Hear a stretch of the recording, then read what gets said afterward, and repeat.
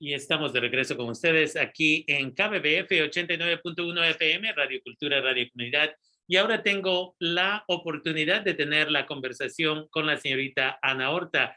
We are back here with you on KBBF 89.1 FM and on the web at kbbf.org. This is your show, Líderes del Futuro. And now we are having a dialogue. First, we'll have it in English this time, and then in Spanish with Ana Horta. Ana, welcome to the show, Líderes del Futuro. Thank you for accepting our invitation. It is essential, I believe, that people have a conversation about redistricting. This is something that happens after the census. Can you educate us about what is happening in Sonoma County as a result of this? Well, thank you, Rafael, for having me here. It's a pleasure to be here and talk to people about this very important process. Yes, you're correct.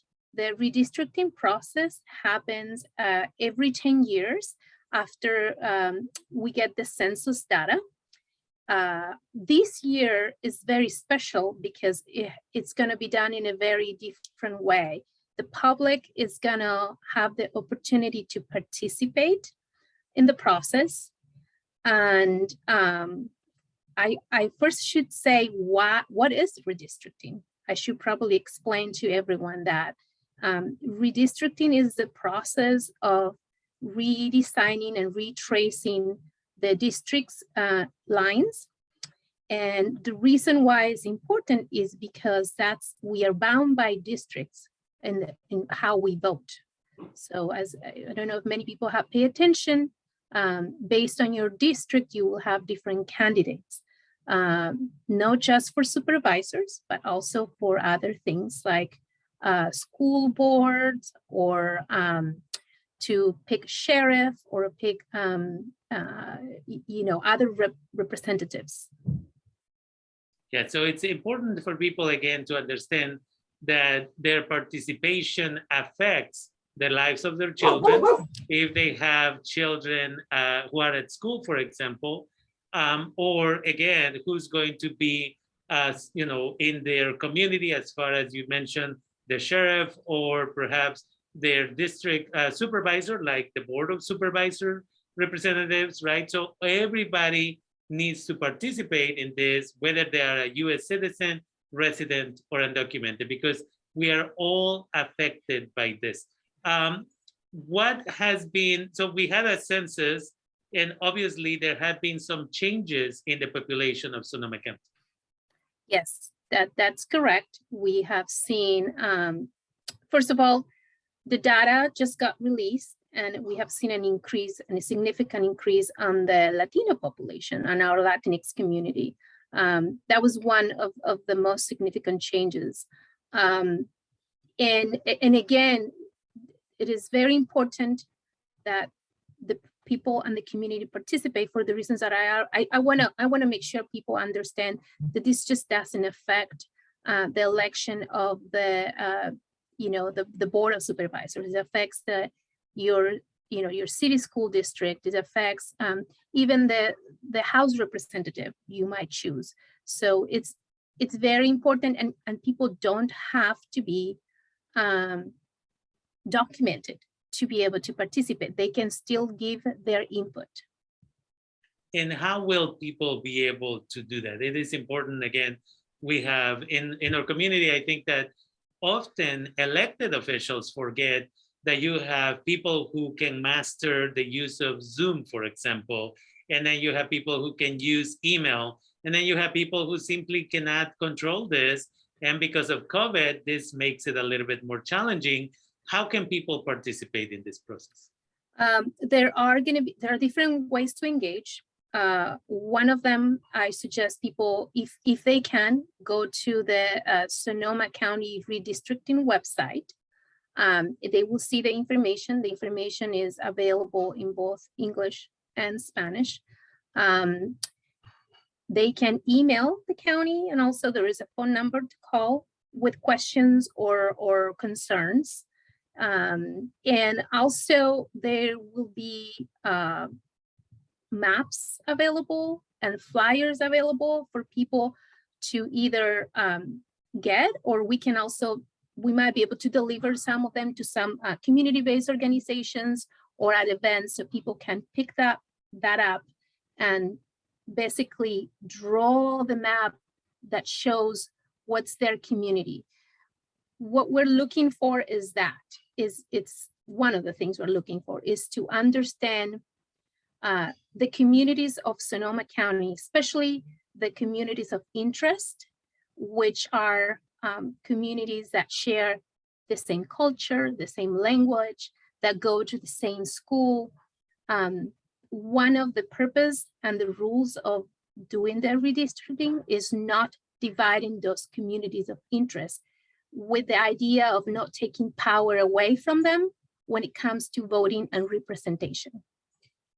One of the things that it has been an uphill battle for many, many decades in Sonoma County has been exactly that, right? In regards to, well, we just keep 95407 by itself, and that way people of color, immigrants, low-income individuals, and the list goes on, they just, they don't have a voice. This happened in Santa Rosa, this has happened in Sonoma County, and a lot of work has gone into being able to try at least to create some equity in access to representation. We wouldn't have, in Santa Rosa at least, we wouldn't have a Latinx elected individual for the most part if redistricting had not been taken seriously, I would say. And so now we are going through this process again, and people need to understand, as you mentioned, that their participation will determine future generations and the Correct. access to services and other benefits. It's very important to keep that in mind. Even if we cannot vote, our children will be able to vote. And the county is going to be hosting a series of public meetings where people can join, mostly by Zoom, and they can learn how to draw the maps. There is one that will teach the public how to draw these maps using different tools. And there are going to be also town hall meetings. And like I said, you can also request to have flyers or maps delivered to a church, to a place that the community trusts. So we can go and deliver the material and even give a small presentation if needed be. And so if you could tell us when the next meeting is going to happen and how can people get the information, or the website, I should say, so that they can get connected. Sure. The next meeting, it's going to be on September 1st at 4 p.m. and it's going to be virtual. It's going to teach us how to draw the maps. I want the public to also understand is that the commission that has been set up to look at the maps, it's not drawing the maps together as the commission. The commission is going to be there to look at the maps that people are turning in. And then we're going to give those maps to the Board of Supervisors. And ultimately, it is the Board of Supervisors that's going to decide on which maps are going to be, the ones that are going to have the districts that designed for the next 10 years. And the website is sonomacounty.ca.gov/redistricting. Okay. And again, it's important for the community to reach out, to again, participate, to have a say, even if you are not a US citizen, resident, but in fact, if you are undocumented, you also have the right to participate because you are ultimately a taxpayer and you affect the future of the county as much as this redistricting process will affect yourself and your family as well. If you could just remind us again, the date, the time of the next meeting, and the website for people to be able to connect. Sure. There are a series of meetings that I only name one. I can name all of them. So the first one is on September 1st at 4 p.m. And that's to learn the drawing tools, the map drawing tools.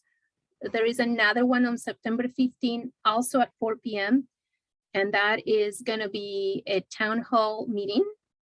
On October 5th, at 8:30 in the morning, the Board of Supervisors is going to be a Board of Supervisors meeting, which is also open to the public, as you know.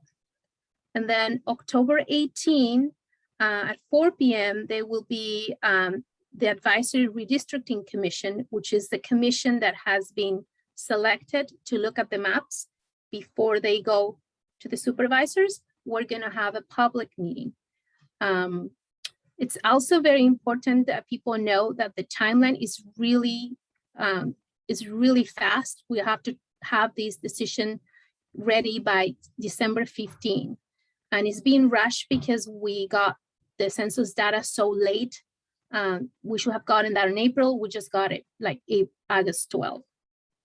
Okay, so one of the things, as soon as you said the dates and the times, just to be transparent here, one of the things that I just got were a couple of text messages that say, how do you expect the community to participate at 4 in the afternoon if I'm working in the fields until 5 p.m.? If I'm working, right, picking up my children, so on and so forth until 5 or 6 p.m.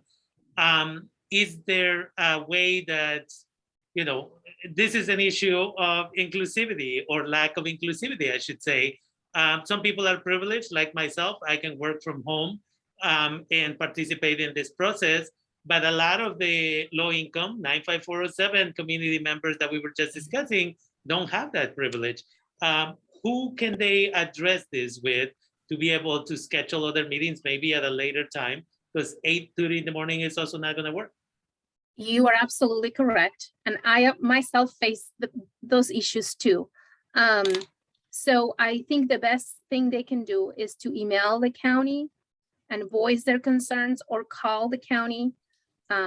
Also, if they look on the redistricting website, there is a list of the commissioners and they can email us as well. Like I said before, some of the commissioners are happy to, you know, given the time that we have, to do a presentation if needed be. So I can share, the best course of action is to go through the county. So this is the county's responsibility. Mm-hmm. So they can, you know, have everything ready and decide how they want to move forward in terms of offering other meetings for people, for the public. And so they can go through that website. Yes. And then connect or get the contact information, I should say. It is a contact information, and the email is redistricting2021-county.org. Okay. And so I invite the community to again participate. Again, if you feel that the times that have been provided are not going to work for you, as it has been said, you can send the email to redistricting2021@sonoma-county.org. And again, let's participate. It is essential that we participate. We are taxpayers and our government should work for us. Thank you for taking the time. Welcome, Rafael. You're welcome. Another idea, just really quick, is that they can contact someone they trust in the community, a leader or a community-based organization, and ask these leaders and community-based organizations to participate as well on the virtual meetings. Definitely. And so again, everybody is invited, right? A lot of individuals say, well, I have rights. Well, we also have expectations as community members, and the expectation is that you don't leave the big decisions to government elected officials, but you have to, you know, participate. In a true democracy, you are expected to participate in these situations. So I want to be respectful of your time because I know you have another meeting to go to. So with that, I want to thank you. And again, the email address is redistricting2021@sonoma-county.org. Thank you for your time. You're welcome. Thank you.